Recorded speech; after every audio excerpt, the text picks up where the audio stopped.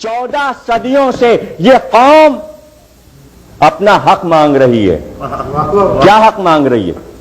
صرف اتنا حق کہ ذکر اہل بیت کرنے دو. ایک ہی مطالبہ ہے، ذکر حق کرنے دو.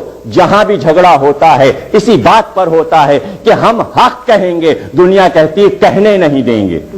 تو یہ مطالبہ ہے ظہور امام تک کہ صرف ایک حق چاہیے اور وہ اس ذکر کا حق کا بیان چاہیے. زہرا نے بتایا مطالبہ ضرور کرنا، ملے یا نہ ملے. اور اس کے بعد آواز دی کہ لاؤ میرے باپ کا ترکہ اور ورثہ مجھے دے دو.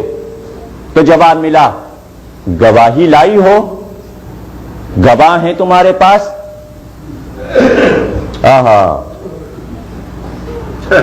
فمن حاجک فیہ من بعد ما جاءک من العلم فقل تعالوا ندعو ابناءنا وابناءکم نساءنا ونساءکم انفسنا وانفسکم ثم نبتہل فنجعل لعنۃ اللہ علی الکاذبین. جب علم آ گیا ہے تو اب جھگڑا کیسا؟ لاؤ بیٹوں کو لاؤ، عورتوں کو لاؤ، نفسوں کو لاؤ اور ہم سب مل کر جھوٹوں پر لعنت کریں. پروردگار کی گواہی میں کون چلا؟ محمد چلے، علی چلے، فاطمہ چلی، حسن چلے، حسین چلے، جو اللہ کی گواہی میں آئے تھے. عیسائیوں کے مقابل اس خدا کے گواہ سے گواہ مانگ رہے تھے. گواہ لاؤ. اس لیے کہ فقہ اسلامی یہ کہتی ہے کہ نصاب شہادت ہونا چاہیے، قانونی مقدمے میں گواہ ہونا چاہیے اسلامی فقہ کے مطابق. جو فقہ فاطمہ زہرا سے ٹکرا جائے ہم ایسی فقہ کو نہیں مانتے. ہم ایسی فقہ کو نہیں مانتے کہ جو فاطمہ زہرا سے گواہ مانگے، سچی بی بی صدیقہ سے گواہ مانگے. گواہ لاؤ. تو فاطمہ زہرا معصومہ تھی، انہیں معلوم تھا کہ گواہ مانگے جائیں گے. بی بی تیاری کے ساتھ آئی، بتایا کہ تمہیں تو ابھی مقدمہ لڑنے کا شعور بھی نہیں ہے. میں وکالت بھی کر سکتی ہوں، میں جج بھی بن سکتی ہوں، میں کیس لڑ سکتی ہوں اور قرآن کی روشنی میں کیس لڑوں گی. زہرا نے بتایا کہ میں تو اصولی قانونی لا کے مطابق عدالت میں آ گئی. تمہیں اتنا نہیں معلوم کہ جس پر مقدمہ کیا جاتا ہے وہ جج نہیں بن سکتا.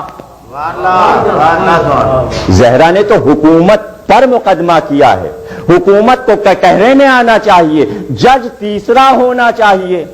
دنیا کے لا میں ہے، قانون میں ہے، جس پر مقدمہ ہوتا ہے وہ فیصلہ نہیں کر سکتا. اس کو آنا پڑے گا، وکالت کرنی پڑے گی اور تیسرے کو بلا کر فیصلہ کروانا پڑے گا. اور یہاں فیصلہ کرنے والا خود ہی مجرم ہے، اس کا کوئی وکیل نہیں. زہرا نے بتایا کہ تم تو گواہ نہ دے سکے اپنی جھوٹی حدیث پر، میں چونکہ اپنے باپ کی بیٹی ہوں اس لیے میں گواہ لائی ہوں. کہ کتنے ہیں گواہ؟ کہ علی کو لائی ہوں گواہی میں، حسن کو لائی ہوں گواہی میں، حسین کو لائی ہوں گواہی میں، اور اپنے گھر کی کنیز ام ایمن کو لائی ہوں گواہی میں. جواب ملا کہ اسلام میں 2 مرد ہونے چاہیے گواہ یا 4 عورتیں. تمہاری گواہی ناکافی ہے اس لیے قابل قبول نہیں. جو بی بی پہلے سے یہ جانتی ہے کہ گواہ مانگے جائیں گے اور گواہ لے کر گئی ہے، کیا اس بی بی کو یہ نہیں معلوم کہ 2 مرد اسلام میں ہوتے ہیں اور 4 عورتیں؟ تو بی بی کے لیے کیا مشکل تھی؟ مردوں میں ایک علی کو لے جاتی، ایک سلمان کو لے جاتی، 2 گواہ ہو جاتے، بی بی کو مل جاتا ورثہ، مطالبہ بھی ختم ہو جاتا عدالت کا. اور اگر نہیں لے جانا تھا 2 مرد تو 4 عورتیں لے جاتی. 4 عورتیں پوری تھیں. اسما بنت امیس کو لے جاتی، جناب فضہ کو لے جاتی، جناب ام سلمہ کو لے جاتی اور جناب ام ایمن کو. 4 عورتیں جاتی، گواہی دیتی، حق مل جاتا. نہیں، بی بی نے بتایا گواہی تو لے جاؤں گی لیکن غیر معصوم گواہی نہیں لے جاؤں گی، مباہلے والے گواہ لے کر جاؤں گی. یہ علی میرا گواہ ہے جس نے قرآن پر گواہی دی ہے، جس نے رسالت پر گواہی دی. مانو یا نہ مانو کا ایک ہے. اور دوسری بات یہ کہ شوہر کی گواہی بیوی کے حق میں نہیں مانی جاتی. تم اپنے شوہر کو لائی ہو اور اس کی گواہی بیوی کے حق میں نہیں مانی جائے گی, ناکافی ہے. علی پیچھے ہٹ گئے. اور یہ حسن اور حسین یہ بھی تو رسالت کے گواہ ہیں, بچوں کو لائیں. کہ اسلام میں بچوں کی گواہی قابل قبول نہیں ہے. بچے بھی پیچھے ہٹ گئے. کہ اب تم یہ سمجھ رہے ہو کہ نصاب شہادت کامل نہیں, گواہی کا نصاب میں نے کامل نہیں کیا. اب ایک گواہ اور لائی ہوں اور وہ ہے ام ایمن. اور کہا ام ایمن تم آگے بڑھو اور گواہی دے دو, گفتگو کرو ان سے عدالت میں آگے بڑھ کے. غور نہیں کیا آپ نے, گھر میں فضہ بھی کنیز ہے, اسما بنت امیس کو بھی کنیزی کا دعویٰ ہے, ام سلمہ ام المومنین ہیں, رسول کی بیوی ہیں, لیکن کسی کو نہیں لے گئیں. یہ ام ایمن کو کیوں لے گئیں؟ سیاست الہیہ کی نمائندہ ہے بیوی, 14 معصوموں میں واحد معصومہ ہے اور وہی علم رکھتی ہے جو رسول کے پاس تھا. کس کو لے گئی؟ ام ایمن کو. کیوں لے گئی؟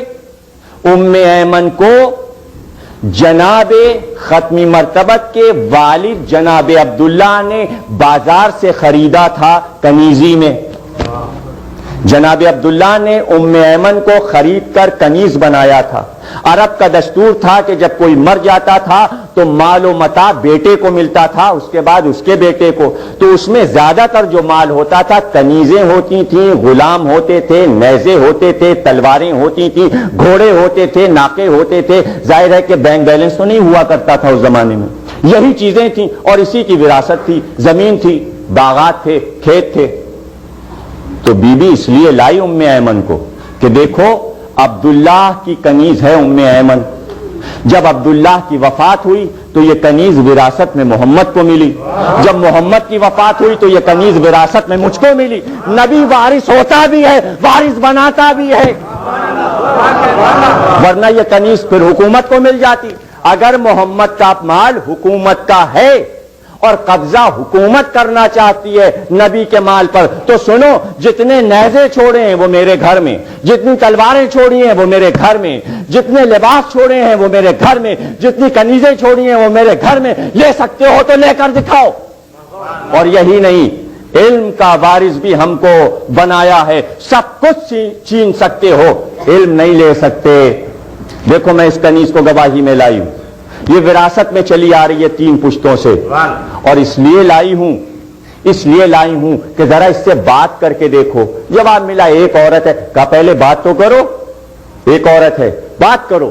آگے بڑھی, کیا بات کرنا ہے؟ کہا سنو, اس مسجد نبوی میں آج جہاں تم نے دربار لگایا ہے, اسی جگہ پر اس منبر سے تم نے رسول کو کہتے یہ سنا ہے یا نہیں کہ ام ایمن جس نے مجھے ماں کی طرح پالا ہے وہ سچی بیوی ہے اور جنتی بیوی ہے؟ کہا ہاں سنا ہے, ہم نے سنا ہے کہ رسول نے یہ کہا کہ ام ایمن سچی ہے. کہا تمہیں معلوم ہے میں جھوٹ نہیں بول سکتی؟ کہا ظاہر ہے جب رسول نے تمہیں سچا کہہ دیا تو تم جھوٹ کیسے بول سکتی ہو؟ تو کہا میں گواہی دیتی ہوں کہ صدق فاطمہ کا ہے. صلوات پڑھیے گا.